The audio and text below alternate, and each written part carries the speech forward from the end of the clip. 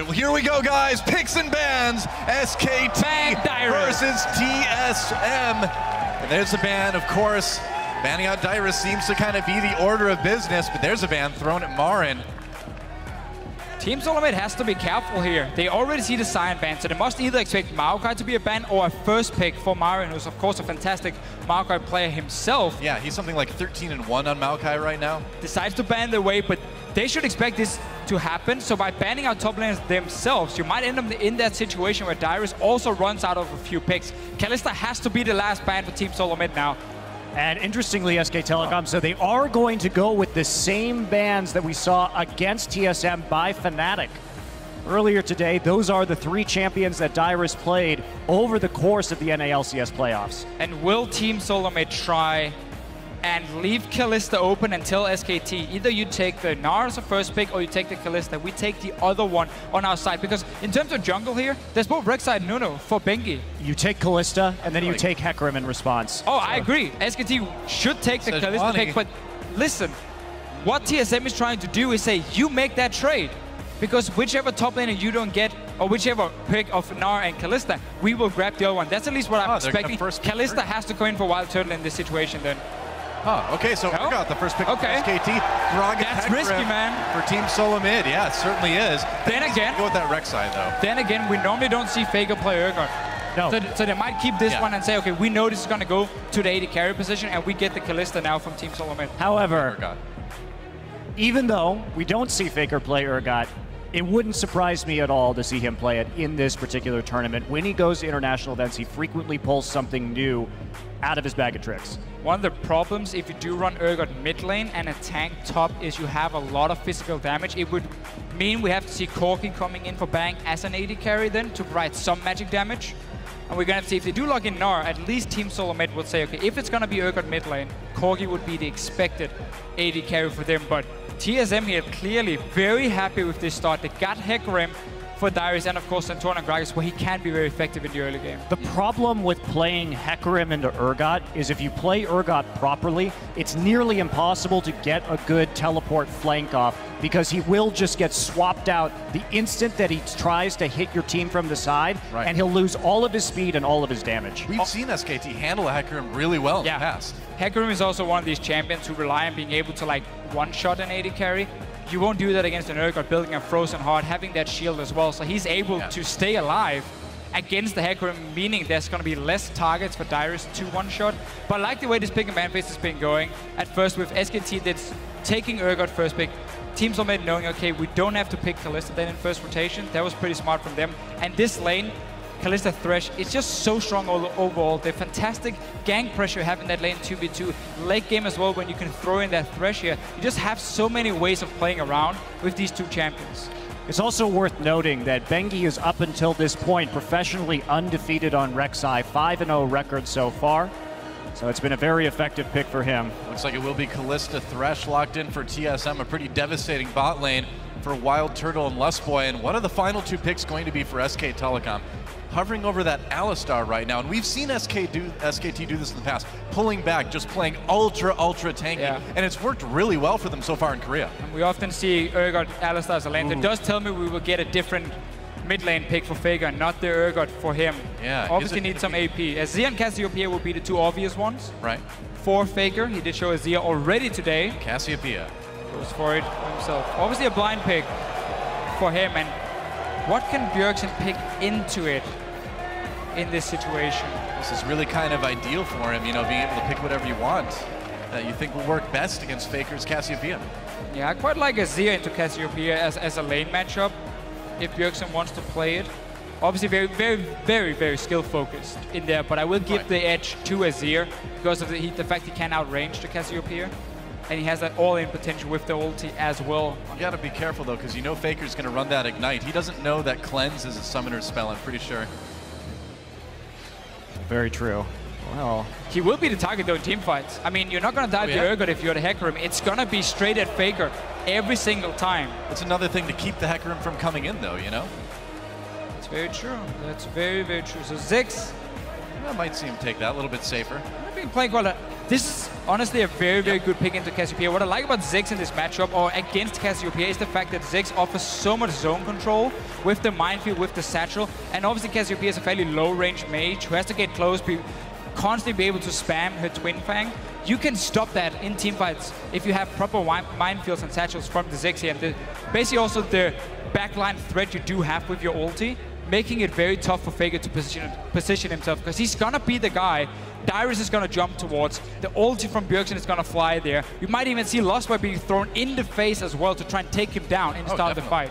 One thing that I'm looking at right now is Dyrus is opting to go for the Ignite on the Hecarim here, and I almost feel that if you can get that exhaust or the smite down onto the Cassiopeia, you may have a better shot here, considering that there's one major damage threat on this team. It seems a bit dangerous too, you know, for having no flash, no way to really escape things. And we've seen a lot of other League players liking to spend their summers at Camp Dyrus, so we'll see if that continues. I'm normally a very big fan of Ignite Hecarim because I feel like you can do a lot more in the early game and in terms of the mid game. However, in this case, Smite would have been super effective for himself. Also in terms of the late game scaling on Hecarim with that Cinderhole. And if we're going to see the lane swap as well. Now, TSM probably won't be looking to lane swap here.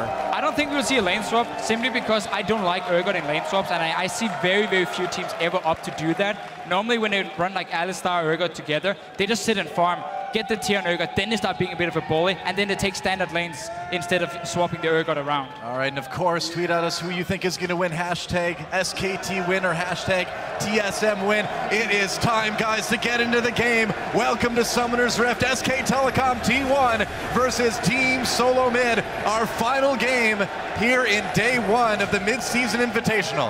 Yeah, and as keep talking about the two top laners, Marin and Dyrus here. Obviously, Gnar has a pretty good laning phase against the Hecarim, and therefore there's one little thing you can do with the Hecarim. You just start Flask, no potions, you do a camp at level 1, and then you go back to base and you buy a cloth armor. That's gonna help you a lot in the early stages of this lane. You will also get that level 2, and you can go pretty aggressive and trade with your Ignite. It's something a lot of Western Hecarim players like to do. Very cool. Can also TP right back to lane if he wants to. Meanwhile, a fairly safe level 1 from both sides here. 30 seconds until Yeah, looks like a pretty standard fan. Dyrus taking a look at the Krugs up on the top side. Hey man, for these teams, there are no standard fans. The best, right? All right, they don't agree apparently. I tried. Bengi, a little bit interesting position on the side, but doesn't look like we're going to see anything too interesting out of this level 1. No one grouping up, and Wild Turtle and Lustboy looking to take that Gromp and start pushing in very aggressively early on with the Kalista. Yeah, Kalista into Urgot is a pretty good lane for Kalista herself. Not one where she will necessarily completely destroy the Urgot, but the fact that if you get a few spears down, you can take some very easy trades, and you can dodge around that E of the Urgot fairly easily with your jumps as well. So Turtle and Lostboy definitely looking to play aggressive in the lane. And I like the fact that pick a strong 2v2 lane, because we just talked about this before we even went into champs, like how control of the bottom side of the map is so important for both teams. SKT wants to control so they can create picks around it and take a dragon for it. And Team Solo Mid obviously wants it because they never really seem to gank for Dyrus himself, and they want to stop SKT from getting these early dragons and roll towards number 5, which is a thing they've used so often in Korea to win games. Very true. Bang and Wolf going to have to play back right here after the Gromp is taken by Team Solo Mid. Faker and Bjergsen. Wow. Playing pretty aggressively. And, you know, as we saw earlier today from the Besiktas game, Faker plays pretty much at 1 speed, and that is extremely aggressive in lane. It does make him vulnerable to ganks, but not a lane swap coming in, it does sometimes get a little bit harder. Yeah, well, level 2.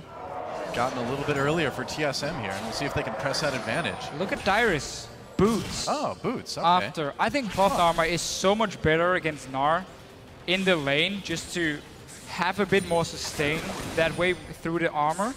The boots itself doesn't really offer him a whole lot. I mean, he is obviously Hecarim, so he does get a bit of extra damage from it. And maybe he's just looking to try and close the gap on the Gnar, but the problem is he's going to get boomeranged every single time he tries to go forward. Yeah. And Marin is just going to try and kite him anyway.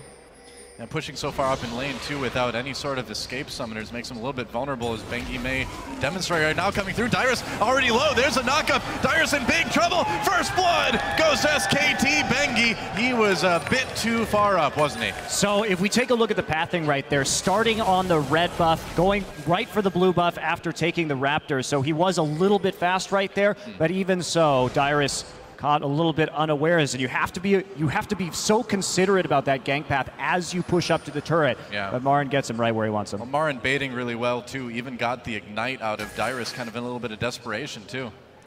And we didn't get to see the early start in this lane between Dyrus and Marin, but typically on Hecarim, you don't want to push the wave because obviously you're not running a flash. Yeah. And Rek'Sai has so many ways of getting over certain walls to gank you. Bengi might try another one in the mid lane. We talk about Dyrus before here or after. No flash though. Yeah, that's true. He's going to take the Raptors as he kind of mulls it over. But typically, again, for the Hecarim top, what you want to do is you run to the Gnar outside of the minion wave and you start trading. You don't push the minion wave yourself. You're going to be happy that Gnar is going to try and auto-tech trade with you and push the wave back instead, and you just sit fairly safe. Oh boy. Now he might die a second time because Bengi is not spotted. He's going to come around. Oh, Dyrus. Dyrus going in onto Marin. Now he tries to... Oh, no, he's not fleeing yet. Just waiting for some poke. Man. He wants some poke from the Gnar first so they can take down Dyrus because he's obviously not going to move away from the minions. And they want that There's rage up, bar. Coming in, Dyrus in a little bit of trouble. Look at Faker moving up. Fleeing Faker, they're trying to cut him off. Dyrus running into the enemy jungle. He's deep behind enemy lines now. And I don't know, I don't think this is going to end well for Hecarim. Looks like he's trying to get to the turret to maybe get an execute, but nope, no chance there. Just going to run right back in. And we're off to the races. Hecarim, he's going to win like a one-man horse race, but in the end, he's still going to get taken out by SKT. There is 2 kills. Whoa! Thanks, Grunt Bro. And right there, again, if you look at the setup on that, they had a ward that had been placed by Bengi right at the Raptor, but they're we've gonna got... Smash in the bot lane, nice grab onto Wolf. Wolf taking a little bit of damage, but that pulverize looks like it'll keep him safe. Yeah, getting low, but not getting killed. I really want to talk about that because the setup was so good. There was no way for Bjergsen to help in that top side yet. Faker had the angle onto the top side of his lane. They had a ward right there, and Santorin has not been playing the top side of this map at all since he started off at his Krugs. There's no counter ganking for Dyrus as he's coming forward. He's not in the lane brushes in order to make a play. This is awkward. Bengi a little bit lower health, but now taking a big chunk out of Santorin. He's getting hit by the Raptors as well, but Santorin not wanting to stick around there, finding it a bit too dangerous as he gets chased back to his side of the map. And as much as we can talk about Santorin and not helping Dyrus, he's been misplaying the lane itself by pushing it twice now and being caught out from it. I mean, that's not how you can play this matchup when you don't have a flash. And you know the enemy team likes to tap you. Bjergsen tried to pop that up, but Faker flashes out of it. Escapes there, but Bjergsen with a little bit of a win in lane. Yeah, has to burn both summoners to get out of that as well. So Faker playing aggressively. Dyrus now trying to get in. Revenge of the Dyrus Faker. Can he get away? No more summoners. Now taking a lot of damage. Good bait from Dyrus. Yeah. Coming in, saying, okay, I'm going to be caught on the tower. Nope, just going to turn around and obviously just get an ulti away from Faker here. So I'm trying to clear out the wave. So Bjergsen, some very effective trading. We mentioned how this Ziggs into Cassio is a fairly decent matchup. Not too much for the laning phase, but more how it's going to end up in team fights with Bjergsen gonna try and really zone out Faker with minefield and satchel, and then have that obviously his ulti and the long range bounce from his Q to try and get onto this Cassiopeia with some damage. And the fan vote going pretty heavily in TSM's favor right now. I'm curious what Marin is going to do here. Looks like he's not going to go for the fastest home guard boots available to him, but Marin, a player known for going early home guards on this Gnar, and we saw it so many times in the finals up against the GE Tigers because they really know how to manage rage and make some plays. Yeah, speaking of making plays, Lustboy coming down here. Doesn't look like they will be able to catch people. No, he's going to bring Santorin in on the Lantern, but it may be a little bit too late already. We'll see if maybe Wild Turtle throws him in with the ult. Nope, no chance there. There's no ults yet. Oh, yeah, you're right. No ults yet. There's a very low chance that gank, I think, works, especially with how conservatively Bang and Wolf have been playing this, considering that they went for, of course, that tier first. You have to wait to stack that up. Well, that's what threw me off, man. I mean, because that kind of gank, you really kind of need some ults for that. Oh, Santorin. He's going to find Santorin right before the Dragon Pit. Looks like he's going to try to get over the wall. Not going to work, though. Oh, Chilling Smite. Santorin in a lot of trouble here. Lustboy. Oh! lantern. Wow. Twice, man. First, Bengi moves in front of the body slam to stop him getting over the wall, and then Wolf just follow Lost Boy up here. Sick. Headbutt him back. Well, and even then, Bengi had another tunnel. They're going on a Wild Turtle. Bengi there as well, too. Lustboy in trouble in the back lines. Wild Turtle pulls in Lustboy. There's a knockup. Dyrus comes in, exhausts immediately on top of them, but Bang in trouble. There's a kill, though, for Wolf, though. A big melee in the bot lane. Wild Turtle still getting lower. Bengi, though, under threat. They'll get another kill. Dyrus manages to take down Wolf, but it looks like Marin and Wolf will be able to actually maybe finish off. Will they? Looks like Bang went down. Wolf knocks him away. No, they have. Dyrus is angry. He's smashing. He's coming back. Oh, man. A lot of action here in the end. 1 for 2, I believe. And from TSM. Right there, the big problem was that SKT didn't have their ults available to them yet at the start of that fight. So they couldn't really make too many plays right there. They got a bit over-aggressive. And let's take a look at this one again. This was awesome play. We talked about how SKT likes to have these early ping wards around the mid lane as well. Here's one of them spotting Santorin. That's why those know they can take this fight. And look at Wolf. Lands on for Santorin, just headbutts him back in. You're not going anywhere. And gets the kill for himself, and then sets up another play in the bottom lane. Wow, are they going to spot Bengi with that ward? Now it's all about Dragon. And what we didn't mention, too, was Faker actually was getting chunked out of the mid lane during that entire process. So he's actually falling relatively far behind Bjergsen in terms of farm at the moment. It's getting a little bit risky for SKT here. It is so hard when you just want to move forward and spam Twin Fangs on this Yordle in the mid lane, and then there's a minefield under you. Yeah. And it looks like Marin is going for the home guards into the mallet build. So they're going to try and extend the laning phase right here. Kind of sad we didn't get to talk about this before because the fight broke out. But this, something we see quite a lot from someone like Koro from EDG in this Hecarim Gnar matchup. And also Marin pulling it out. Oh, it's simply super good in the one-on-one. Santorin coming in, nice flash play. There's a box, Bang manages to get out. It looks like Wolf may be in trouble. Meanwhile, action in the mid lane. Bjergsen in a lot of trouble. Faker gets the kill with the Twin Fangs. Meanwhile, down in bot lane, looks like Wolf and Bang were able to escape successfully. So SKT managing to get a kill in mid finally. Look around this mid lane here. Oh, let's talk about Outlook because there's more action. Again. Look at that, Bang. Knocked back out from under turret. Getting low. Position reverser gives him a little extra tankiness. Is it enough? The dive still so Baker's powerful. coming. Bang is still there. Here comes Bengi too. Bang is still alive. Klutz hasn't killed him yet. Bengi gets the kill on the Lustboy. Meanwhile, Santorin forced away. I can't believe Bang is still alive. You know who's not going to be though? Wild Turtle. Goodbye. A double kill for Bengi. And Faker claims another victim. Santorin goes down in the jungle. Everything is going wrong for Team Solomed at the moment. That gank in the mid lane first. SKT has so many wards set up around Faker here. He can play aggressive. There was nothing to spot Bengi coming in as well. And that was a losing matchup at first for Faker. And then the bottom lane. Bang staying alive. Obviously you roam from the mid lane after Ziggs is already dead. You get Dragon, first Dragon by SKT. Monty, you love your stat with it.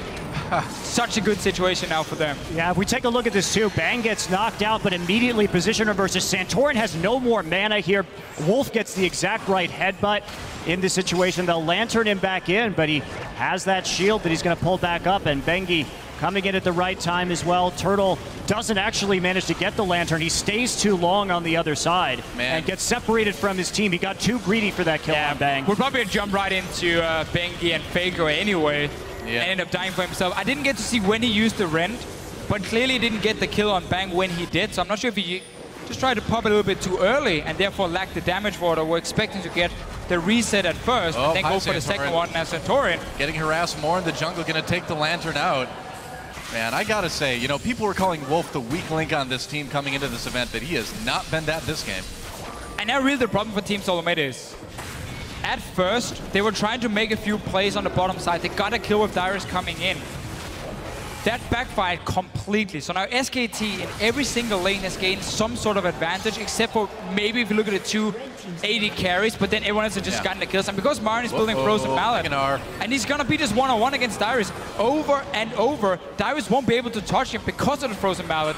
Now, this Frozen Mallet, it has to be said, isn't the best for early game team fights. We see Faker getting chased into his own jungle. Here comes Wolf from behind. He's got to be careful he doesn't get caught here. Going to go on to Santorin anyway. This Pulverize. Lustboy headbutted into the red buff pit now. Faker Oh boy, Lustboy in a little bit of trouble, drops that box, but I don't think it's going to save him, just trying to delay to get the rest of his team involved. Faker still gets that kill on a rampage now. Bengi comes in, chilling smite onto Wild Turtle. Kalista in a lot of trouble, headbutt pulverized onto Wild Turtle, and he'll get taken out. Bengi manages to pick up another kill. He was such a hero in SKT's match against CJ in the semifinals, really making plays here today as well. And I mean, really, SKT just pretty much comprehensively outplaying TSM across the map at this point. Nearly a kill a minute for SK Telecom in this game. Pretty wild. And this is the problem too, is that we're talking about two-tier champions. We're talking about Cassiopeia stacking the tier, the Urgot stacking the tier, Marin building the Frozen Mallet first. The longer this laning phase goes, these are not fights that they should be winning right now. Yeah. They are in a power trough. Once those tiers come online, it is going to be a very bad situation for Team Solo Mid. Well, Lustboy trying to defend that bot lane turret as well as he can. It's still so much pressure from SKT. Bengi just doing a little bit of farming as well. And man, Wolf, I am just like in love with his Alistar play in this game. It has been so good. So Dyrus going after this Trinity Force as well. It's going to take a long time to get there. Yeah, and the problem for Dyrus in this lane is going to be the fact that because Marin is building for the one-on-one and not for the team fight himself, because obviously Frozen Mallet is not the most gold-efficient item in a team fight, he's going to be able to kite the Hecarim around nearly all the time. So the impact Dyrus will have has to come from teleports where he needs to dive Faker and just kill him with this Trinity Force. That's the only thing he will be able to do at this point in the game. And the scary thing about that Frozen Mallet onto a Gnar, so we see Bengi. Oh, Dyrus gets caught by his Krugs. Marin comes in, he's got the red buff as well. That's two red buff champions. Dyrus in a lot of trouble. Ults away, will he make it? Looks like they'll let him go for now. Oh, or not. Santorin comes in, forces a flash out of Bengi. And it looks like, unless Santorin can catch up, they may have to leave it at that. They've got the ult from Bjergsen to maybe help take this one. Bengi, though, on the run. Dyrus is going to teleport back in. They're going to try to make a play here. He catches Marin and Bengi. Bengi goes down immediately. And Dyrus, he wants another one. A lot of damage onto Marin, but he becomes Mega Gnar just in time. And I think he's going to keep going. Yeah, you don't want to get dove under turret with that. Ult comes in, looks like, just to clear that wave by turret, so Faker can't do any more damage to it. All right, so well played here from Team Solo Mid. They get the kill and they defend the mid lane at the same time. Bjergsen returning to lane. Dyrus proxy farming a bit though, and that's going to prompt a teleport from Marin. Here come the home guards. And the Frozen Mallet is completed. He's still got that red buff too. Wow, flashing over the wall. Meanwhile, Rek'Sai gets behind him. Faker coming in as well. Dyrus in big trouble. Marin may just go ahead and give this one over to Faker. We'll see. Marin, nope, takes it for himself. You can't proxy farm in that situation when Faker has pressure on the mid lane and the teleport is up. And the Void Rush is up as well. There's too many ways to get collapsed on in that situation. Extremely unsafe move, especially like you're saying with that Frozen Mallet finish and the red buff still on Marin. There's almost no way you escape from that. No, that's really been a problem for Dyrus. He's been playing very, very aggressive and very greedy, honestly, in this lane phase from the start. Yeah. From getting in the lane level 2, pushing it instantly, and just getting ganked. It just seems like there's this desperation from his play right now that doesn't need to be there. I agree. Tiers are going to be fully stacked soon, and that means they will be both physically and metaphorically. Well, Santorin manages to spot that ward, so they'll get a little bit of vision back in their own jungle. The next dragon is up in about 40 seconds now. Yeah, let's look at here what's going to happen. So SKT next objective for them is obviously this dragon. They keep having these pink wards on the bottom side in the river. SKT has been controlling that nearly all game long. Team Solo Mid has not been able to do anything, and every time they walked into that river, they would get caught out and simply end up dying for it. So next dragon is a fairly easy setup for SKT. They have timed the recalls. Gnar's just gone back to base. Bang gets a bot tower for himself and mid tower, so they get so much extra gold as well. And this entire map is now open to even get the deep wards in around the blue buff of Team Solo Mid, and you can just set it up perfectly. There's no TP for Dyrus, so he's out of this fight, and he's the only guy who can kill anyone in the backline of SKT at this point. Rest of Team Solo Mid is looking more to like kite backwards with the Ziggs, try and control where Faker is moving, zone him out and poke him a little bit, and then maybe you turn around and go for kill if someone drops low. But as long as there's full vision control, that's never gonna happen. Yeah. Looks like another dragon again, and meanwhile Dyrus continues to get harassed by Marin in a little bit of trouble. Dyrus trying to escape. There's the Gnar ult. Another easy solo kill for Marin as Santorin comes to mourn the body of his favorite horse. That horse was amazing. It was, and so is the Frozen Mallet. Yeah. Against the horse. It's pretty good. Always chasing him down, like over and over. So it doesn't even matter if you set yourself behind in terms of your tanky items for team fights, because you can just keep being a bully in the one-on-one lane. Now, Lost Point, we just talked about how whenever they show the river from Team Telecom, they get caught out. Yeah, pretty much. And then they get pulled in. Yep. Wild Turtle saving his support there. They're still going for this one, though. Wild Turtle is still really far. He's going to try and recall. He's going to get...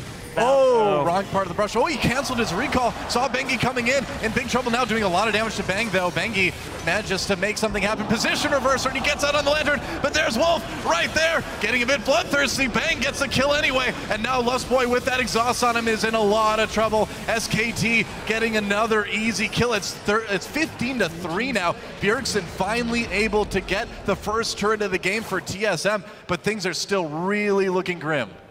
I'm surprised to see TSM playing so recklessly in this game. They've been overextending time and time again. It's not characteristic of their play. Yeah. And when I think about TSM coming into this, as Bjergsen gets found by Marin. And Marin knew exactly where he went to, and Bjergsen's still in a lot of trouble. Tries to enlist some help from the Wolves, but they're not coming that far, man.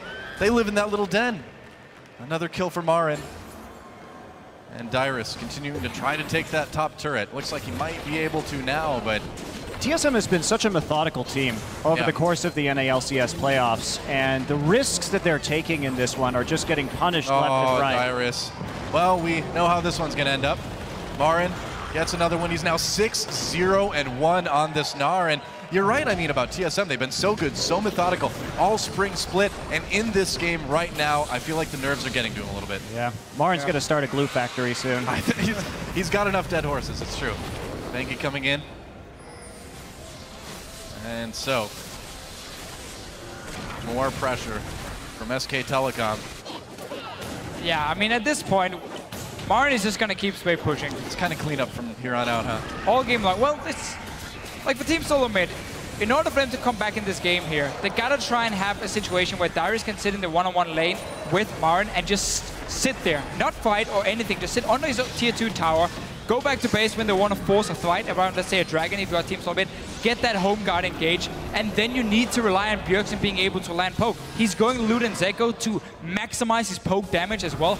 That's the only way for Team Solo Mid to start winning fights, but it's going to be very, very hard. The problem with relying on that home guard engage is the fact that there's an Urgot. And when the home guard engage comes in, all Bang has to do is press R and click on Hecarim, and he loses all of that speed, all of that burst, and then he gets put in the front line, and there's no longer any kind of flank. And even it's a very powerful pick against Hecarim. And even if you don't have home guards, you're going to have an Alistar who's going to get CDR, who can just headbutt you away as well and completely stop the same thing from happening from Dyrus. He turns around immediately onto TSM. Look at that nice headbutt, pulverized Santorin trying to help his teammates escape. Lustboy pulled over the wall by Wild Turtle, but SKT continues to chase. Wolf, can he get there in time? Bengi, they caught Wild Turtle. There's the position reverser, and there's a dead AD carry. And SK Telecom, oh, nice flash pulverized onto Bjergsen. He's in big trouble now as Bang comes in with the big damage. The ult does nearly nothing as Bang picks up the double kill. Lustboy trying to get back to the base, but Bengi says, no way, I'm coming in there with you. Santorin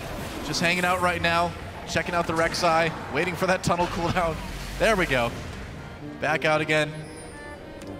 And that is much happier music than I think Santorin would really choose to listen to right now if he could. And if one hammer works for you on an R, why not get a second one? Yeah, man. The Page Mario brothers have for him as well. And Wild Turtle deciding to go Hurricane is a thing that this is dislike a lot versus tanks. You can't do this in this situation because in order to actually effectively use the Hurricane, you have to hit more than one target. And if he's hitting more than one target, he's going to get Cassiopeia ulted, pulverized, position reversed, or Gnar ulted. Yeah. It's also the fact that you have a build now where you don't run any crit, and you're going to have to be able to take down some tanks if you want to break through the front line of SK Telecom. Without any crit, you're gonna need like 20-25 spears on a target, and that might not even do enough before you get like the third item of a Last Whisper. So you just don't have any single target damage from the side of the Kalista at this point. Let's take a look at this fight one more time. I mean, TSM just on the defensive from second one on this one. Yeah, and Marin just teleporting into that fight as well. Wild Turtle caught trying to take the Lantern right there by the position reverser. There's the flash pulverized from Wolf, just zoning out in front of Bjergsen right now. Bang, able just to pretty much solo Ziggs right there as the rest of the team follows up. Bengi with the flash over the wall into the knockup through the base gate. Yep. And it's just so clear to see the game plan for SK Telecom and the way they like to play around the bottom side of the map. Typically, in terms of, again, the warding, they've used it so well to punish Team Solo Mid every single time something happened in the early game. And then with the early ganks on Dyrus, who was overextending, Marin just got so far ahead on this Gnar that he could get that Frozen Mallow fairly early and use it just so SK Telecom would say, we're going to win top lane no matter what at this point because we got Frozen Mallow completed, we have a good head start from our Gnar, so we just focus everything bottom side. And that was just too much for TSM to handle. SK Telecom just moving around the map now, taking down turrets. The next Dragon is live, and you know, they took a very easy Baron as well. Faker just going and soloing the Dragon. That's number 3 now. SKT with total map control. And I gotta say, I'm a bit surprised that this one ended up being so one-sided. Yeah, I will admit I was expecting a more defensive approach for Team Solo Mid, also with the way they wanted to control their own vision, like have very defensive warding to try and spot if any roams were happening for SKT, and then try and play a fairly slow laning phase where you would expect, okay, we know Dyrus often gets camped, so we try and play around that one. Also, you had the Ziggs, so you can slowly just sit and chip away the mid lane. Here we go. Dyrus trying for a flank from behind. Here's the flank, yeah. Onto Faker. Faker takes a lot of damage, actually. Gets very low. Nice win from Lustboy. Can he do it? Wolf coming in for the pulverized. Lustboy in a lot of trouble. They do get Faker, but now Marin comes over the wall. There's a flash trying to take out the support. Meanwhile, Dyrus on the run as well. Bang took a lot of damage from the turret. Oh, Bjergsen took him out with the ult, but SKT still, even without their carries, is doing enough damage. They're tanky enough. The double kill for Bengi, and SK Telecom just unstoppable at this point. 4 kills, only Bjergsen making it out. It was a really good call by TSM, though, in the situation. Oh, there's the ace. It's the only call you can make. And had it been even goal, that team fight could have been won by them by getting such a good engage. Oh, but they would have crushed it. They took the fight where Bang wasn't there to just stuff the flank immediately from the Hecarim. So they actually were able to get onto Faker in that instance and take him out early. I think TSM had the right idea. Oh, yeah. It's just, unfortunately, they're a lot too far behind. A lot. It's true. Well, with an engage like that, I mean, that was pretty much the perfect engage for TSM. And, you know, we even had Bang coming in and pretty much dying to the turret in there, too. Well, double brutalizer for Bang now. All right, well, I mean, the more limbs you have, the more brutalizers you can hold, right? Well, it's a lore that'll help. It's a lore build. Once he gets Ghostblade, but that's true. Bit unorthodox right there from Bang. Why not? Wild Turtle is going to try to pick up his red buff here. Wolf may want to try to prevent that. Cowboy Alistar is disturbing, by the way. Are we supposed to believe he's like hurting his own species? Like farming his fellow cows? That is a disturbing skin right there. Freaky. He's babysitting. That's all he's doing. I guess so. He's the bull, got to babysit all the cows. The less said about this, the better. All right, love the Mikhail's pickup for the cow. Now we're talking about him. That's basically the only way Faker's going to die is if he gets locked down, then Mikhail's is going to prevent that from happening. Bengi gets spotted in the jungle here. We'll see if they make anything happen. Wild Turtle forced to retreat into his own jungle. He's going to run right into Gnar, though, isn't he? Yep, there's Marin right there, and Wild Turtle trying to hop backwards. He's got that red buff. He's going to take it onto the Lantern. Oh, Marin chasing deep, gets hit with that death sentence, so needs to be careful. He's so tanky, though. And again, this build from Kalista just doesn't do a ton of damage. Very unfair situation also for Wild Turtle, being as Team Solo Mid is so far behind. Yeah. Obviously, I mean, as an AD carry right here, you feel very, very useless against so many tanks. Yeah, look at Bang. For himself. Jeez. He will have a little bit of extra wave clear with the Hurricane, but that's about it for him, honestly. And you already have the Ziggs, so that shouldn't be your priority for Team Solo Mid. Bjergsen with the loot and Seiko, obviously just trying to maximize whatever damage he can get from that Q If he does a full rotation of spells. Coming in, there's a knock-up onto Wolf, looks like they caught him. Bengi coming in, Wolf still very, very tanky. Tyrus ults, he does manage to connect with Faker, but now he's on his own with Faker. I don't think you want to be there. Meanwhile, the rest of SKT has invaded the base. Tyrus still running from Faker. Looks like he might escape. Will the poison be enough? Meanwhile, Lustboy goes down in the mid lane. And Marin still putting all that pressure onto bot.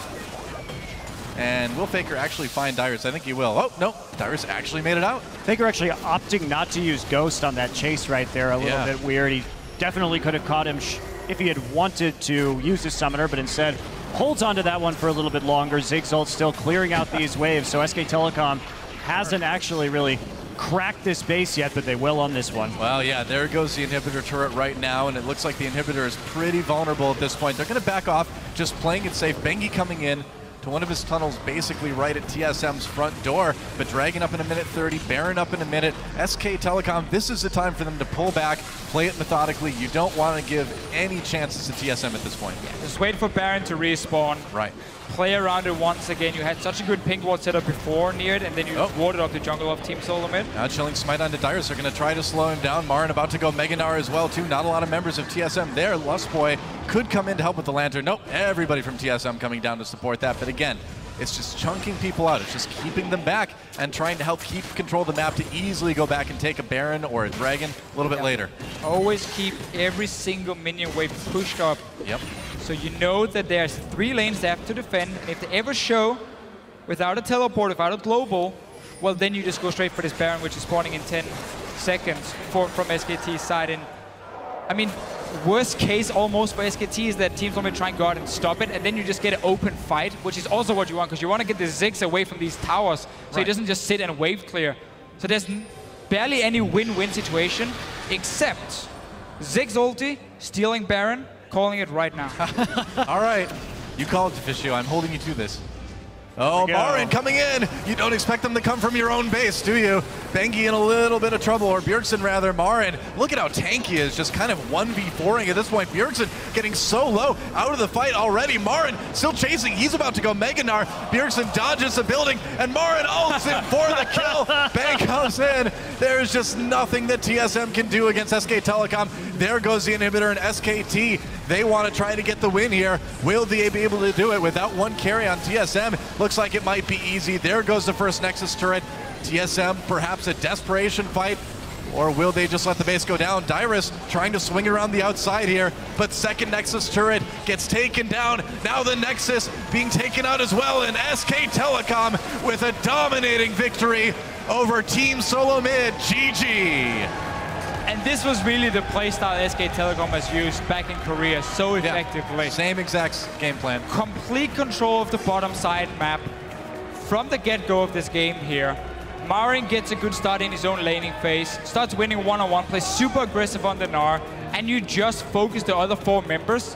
Whenever Team Solomid try to make a play, they would always be spotted at first, and there would always be a response from SKT. And that's what's scary about them too. They've been kind of pioneers in this post-Cinderhulk world in terms of their picks and bans, and this isn't all they have to offer either. Of course, they do like these very tanky Urgot compositions with a Cassiopeia or a Vladimir in mid, but they also play that Lulu and play around Bang as the primary carry. And we did see a few changes, I mean, pick up ban-wise here. Urgot came in as the first pick, so Team Solomid decided not to ban Kalista, even though it's been such a must-ban against Bang so many times. Simply just to say, there are plenty of power picks at the moment. Whichever you don't get, we're going to take 2 of them. So they got Hecarim, they got Gragas. They could save the Kalista because they expected Bang to play the Urgot. So I quite like the way they handled the pick and ban phase. It was just, once again, the execution that simply didn't work for them. Yeah, they have looked a little bit off all day. Like I said, we know TSM looks so calculated over their course of the NALCS playoffs, and we weren't really seeing that team today, which surprises me quite a bit, actually. And so I hope that tomorrow they can turn it around, because the reality is that TSM right now, with a couple losses already, is, I mean, they have to win one more. They have to beat HQ, otherwise you're out of top 4. That's true. It's pretty crazy. I mean, that is not the TSM we're used to seeing. We'll see what they can bring back tomorrow for more information, for more analysis on that desk. Let's send it back to the desk of analysis itself.